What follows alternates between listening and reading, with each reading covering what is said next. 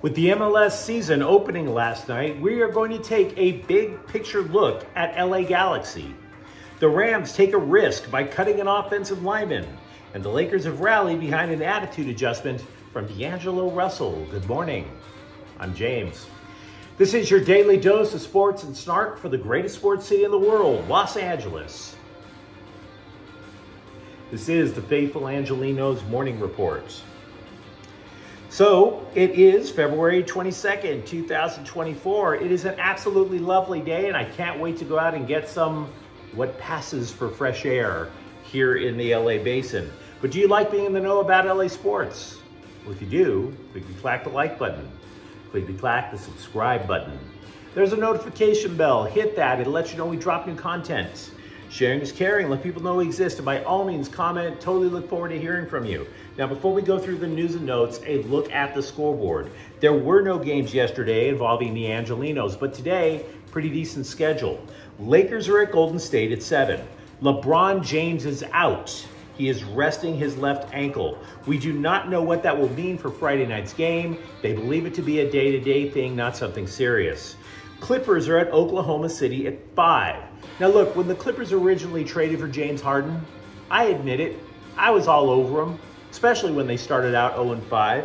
But since then, they have been 33-11. There's no other way to describe it. That's extremely impressive.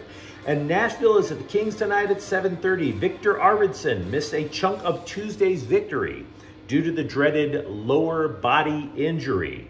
Now, he's considered week to week. Yikes to yikes. Let's get to the news. Now, we have been assuming that with the season opener just 3 days away, maybe the Galaxy have stopped making moves. Wrong. On the same day that they introduced their latest offensive weapon, Joseph Pantsil, a winger, the club also rid itself of a major headache by placing center back Chris Mavinga on waivers. Now, it's somewhat of a surprise, a pleasant surprise, but somewhat of one, because with starting center back Jalen Neal out for maybe another 6 weeks with an abdominal injury, you would want somebody with some experience on the back line, because for Pete's sakes, the Galaxy are opening the season Sunday against arguably the best player in the history of the game, in Lionel Messi. The thing is that Mavinga was often a liability last year. And you could even argue that he regressed during the preseason.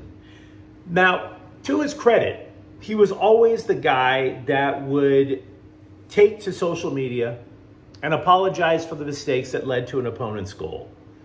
That would be commendable if he weren't writing mea culpas every single week. Cutting him now gives the Galaxy a little roster flexibility. They'll get an international slot, which can be used during the summer transfer window. In the meantime, the Galaxy back line, while they are waiting for Neal to come back, will have either Martin Caceres or Eric Zavaleta replacing Neal, and he will be joined by Maya Yoshida. We've been following the Galaxy, by the way, on an individual move basis for the entire offseason. We would be absolutely remiss if we didn't pause and look over the work that the new front office has accomplished this offseason. How much work did General Manager Will Kuntz and his people put in? The Galaxy got rid of more than a dozen players. And can you blame them? This is an entirely new regime. Last year, as we all know, was horrific. They missed the playoffs for the third time in 4 years. There was a fan boycott demanding that they finally get rid of the ineptitude of team president Chris Klein. So yeah, you can't have a season that trashy and expect to keep your job. That, by the way, is a theme that I'm going to be hitting on during the course of this part of the clip.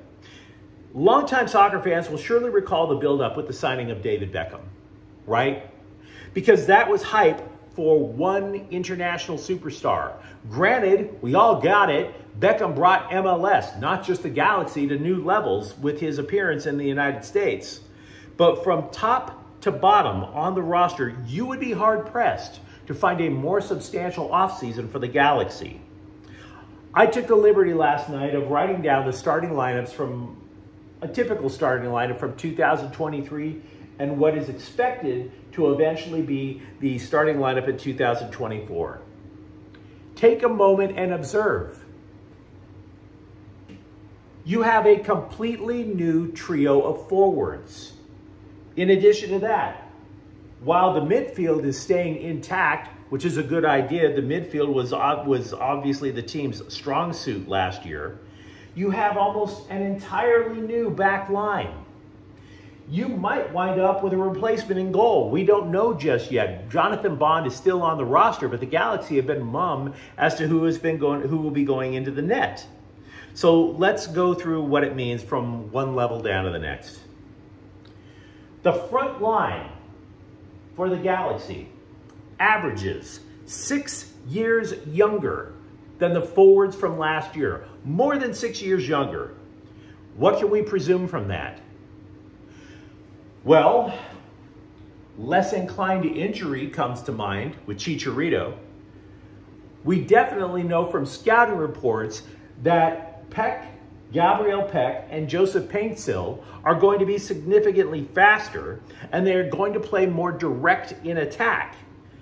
What would this mean then when you link it up to, say, the midfield? Well, we already know about Ricky Puig. We already know about him and his terrific, I don't want to call it court vision, let's call it pitch vision. It's going to open, obviously, all kinds of opportunities with the speed, with the youth, with the idea that they're going to put a ball on frame. Because last year, you had no idea what you were going to get out of Chicharito. You had no idea what you were going to get out of Joveljic. You pretty much had an idea that Tyler Boyd was going to go for net. But now, you have more dynamic opportunities for Puig. He could go in any number of 3, maybe 4 directions.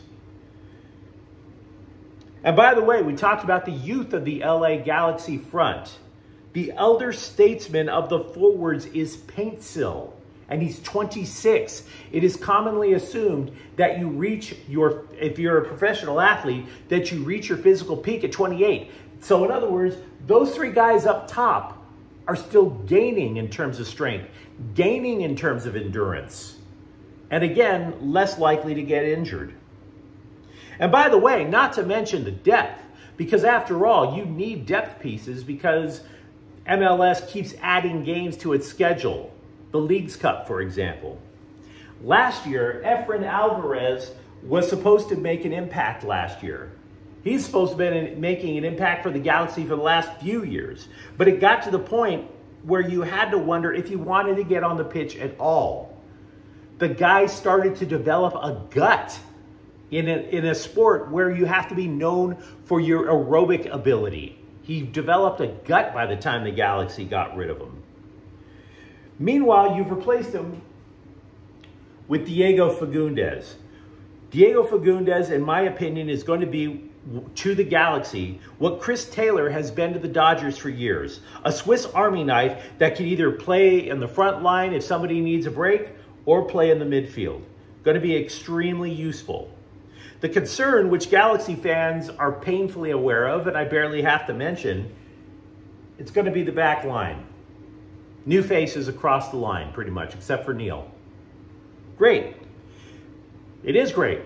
You can't allow the most goals in MLS for a season and expect to retain your job, which is exactly what the Galaxy front line accomplished last year, or back line accomplished last year.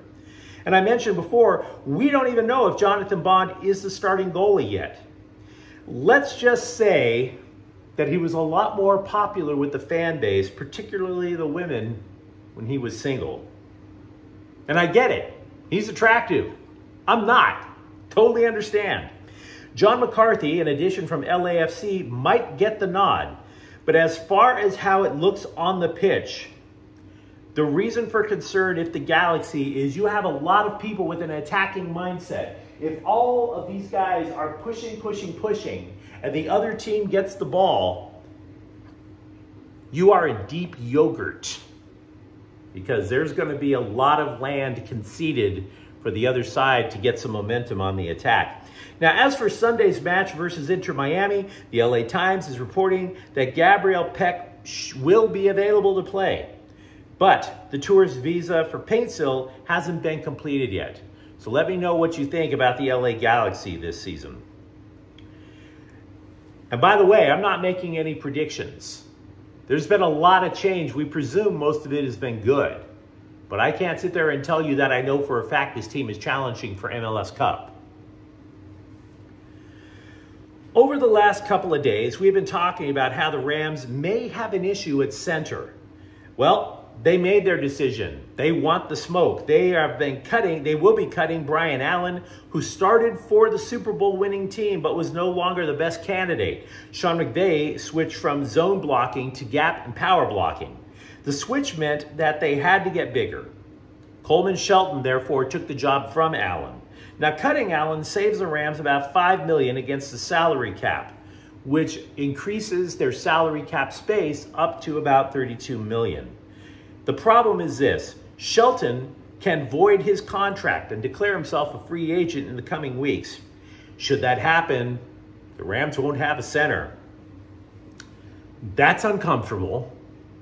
So you are also going to hear a lot in the coming months about Joe Noteboom, who was seen as the heir apparent to left tackle to replace Andrew Whitworth, but instead wound up becoming a reserve. Cutting Noteboom prior to June is a cap hit. Cutting him in June leads to cap savings. Go figure. I don't know if 1 month is a big enough sample size, but since January 15th, the Lakers have the 5th most efficient offense in the NBA. This is according to the LA Times. It's been because of one adjustment: letting D'Angelo Russell be a narcissist. Quote, me first, unquote. That's what he told the Times. The point being is that if teams have to fear the point guard attacking, fear Russell attacking, that means somebody else is going to get wide open because the defense is going to inevitably cheat. And if somebody cheats, theoretically, that's going to leave LeBron James or Anthony Davis open, and that is potentially extremely painful. Russell said that being benched earlier in the season helped get the message across. Quote, sitting out helped me shift my mentality. My mentality was definitely do what I can do to help each guy instead of just getting to the root of it. You be right. You get right. You be better. That's what I've done. And it's obviously helped myself and whoever else has fed off of it. We know that new Chargers coach Jim Harbaugh will put a big emphasis on the running game with the Chargers. How you get there apparently goes through USC. Who knew? This is a surprise hire that happened this morning. The Bolts are finalizing a deal to take Keel McDonald from the Trojans, according to ESPN. That would be McDonald's first NFL gig. We talked about the versatility of the Galaxy now. It is true that the Dodgers value players with versatility, but they are not going to be messing around with James Outman. There will not be a platoon in center field. The gig is his. Quote, his defense in the last 4 months of the season was very good, and so playing a premium defensive position, I want him out there, unquote. That is what Dave Roberts told the Orange County Register. In addition, you can expect to see a platoon in right field. Remember, that used to be Mookie Betts' sole position until he volunteered to go to second. The platoon in right should be Jason Hayward and Manny Margot.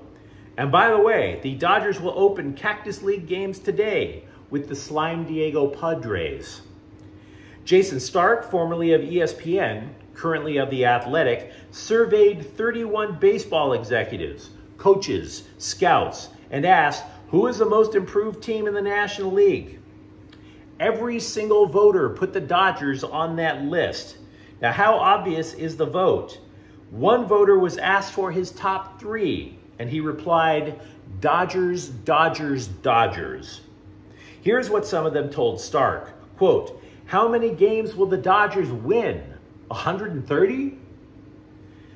Another worked for a low-budget NL team and said he can't stomach the Dodgers, quote, but you have to admire not just that they do what they do, but they're awfully freaking good at it, unquote. The Dodgers were voted as having the two best free agent signings in the offseason with Shohei Ohtani and Yoshinobu Yamamoto. Ohtani, by the way, was also called the most irreplaceable free agent. Make sure to hug your nearest Angels fan.